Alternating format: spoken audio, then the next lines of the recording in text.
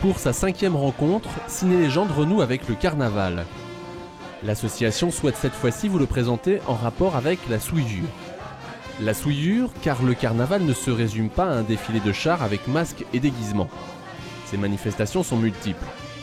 Nous avons rencontré l'année dernière l'ours qui, sortant de sa tanière, cherchait à noircir les blancs. Ailleurs, on s'asperge d'eau colorée, ou bien, encore plus inoffensif, ce sont des confettis que l'on se jette à la figure.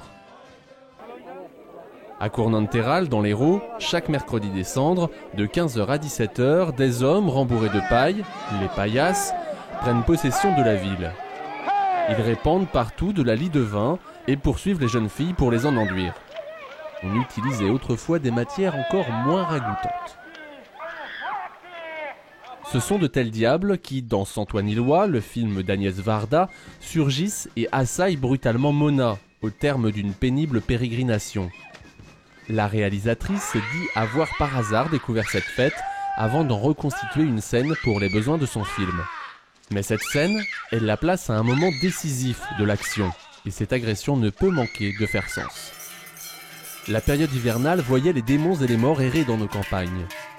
Notre routarde ne semble-t-elle pas émerger de l'autre monde, telle Vénus sortant de la mer?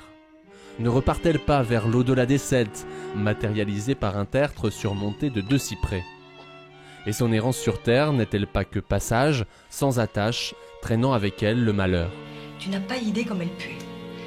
Mona ne se mélange pas aux vivants, et comme le diable des anciennes légendes, elle est trahie par une odeur nauséabonde. Et c'est, comme par hasard, dans un cimetière qu'on la retrouve couchée. Mona est une tache rouge, de sang souillé, qui traverse un paysage gris et qui se répandra dans les rues de Cournanterral. Elle semble, dans le film, tourner en rond.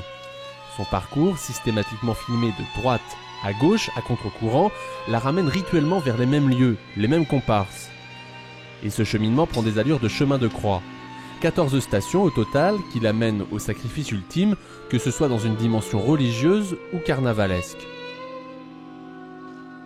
Sacrifice expiatoire nécessaire pour effacer les souillures hivernales, permettre l'avènement de la nouvelle saison et ouvrir une nouvelle année. Mona retourne ainsi à la terre, elle fait corps avec elle comme une promesse de vie et de prospérité. Un échange est prévu à l'issue de la projection et pour ceux qui souhaitent en savoir plus, le 5e numéro des cahiers de Ciné Légende intitulé Carnaval et souillure est à disposition à la sortie de la salle. Bonne projection, bonne séance.